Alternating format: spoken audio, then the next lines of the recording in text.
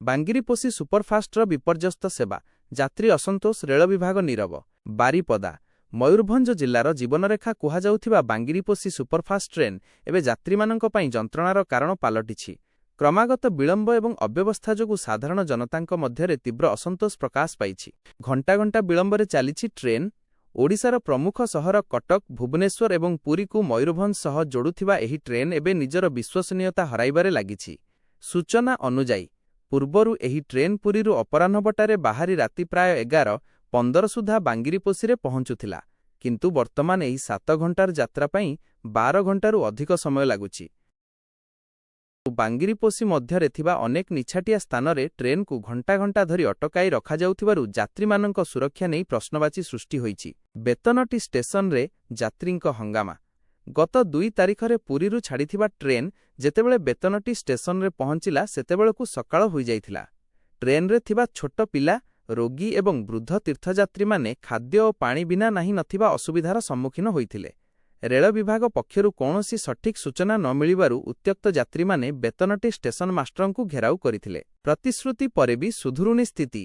ମୟୂରଭଞ୍ଜ ମହାମହିମ ରାଷ୍ଟ୍ରପତି ଶ୍ରୀମତୀ ଦ୍ରୌପଦୀ ମୁର୍ମୁଙ୍କ ଉପସ୍ଥିତିରେ ରେଳମନ୍ତ୍ରୀ ଅଶ୍ୱିନୀ ବୈଷ୍ଣବ ଏହି ଟ୍ରେନର ସେବା ସୁଧାରିବା ପାଇଁ ପ୍ରତିଶ୍ରୁତି ଦେଇଥିଲେ, କିନ୍ତୁ ବାସ୍ତବ ଚିତ୍ର ସମ୍ପୂର୍ଣ୍ଣ ଓଲଟା। ହଜାର ହଜାର ଲୋକଙ୍କ ଦୈନନ୍ଦିନ ଜୀବନ ଏହି ଟ୍ରେନ୍ ଉପରେ ନିର୍ଭର କରେ। ଯଦି ଶୀଘ୍ର ପ୍ରଶାସନ ଏଥିପ୍ରତି ଦୃଷ୍ଟି ନ ଦିଏ, ତେବେ ଆଗାମୀ ଦିନରେ ଜନ ଆନ୍ଦୋଳନକୁ ଏଡ଼ାଇ ଦିଆଯାଇ ନପାରେ।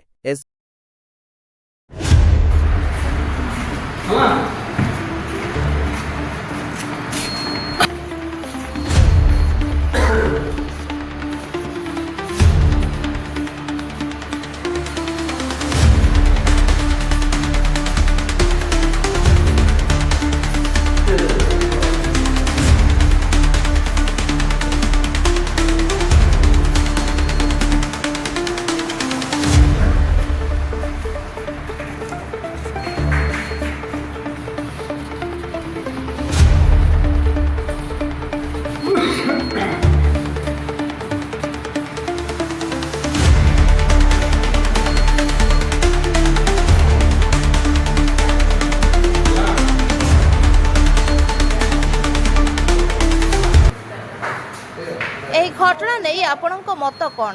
ନିଜ ମତାମତ କମେଣ୍ଟ କରନ୍ତୁ ଏବଂ ଏଭଳି ଅନ୍ୟାୟ ଅବସାନ ପାଇଁ ଆମ ସହ ଯୋଡ଼ନ୍ତୁ। ଅପଡେଟ୍ ତଥ୍ୟ ପାଇଁ ଆମ ଚ୍ୟାନେଲକୁ ସବସ୍କ୍ରାଇବ୍ କରନ୍ତୁ ଏବଂ ବେଲ୍ ଆଇକନ୍ ଦବାନ୍ତୁ। ଭୁବନେଶ୍ୱରରୁ Sushant Nayak report, prime time press.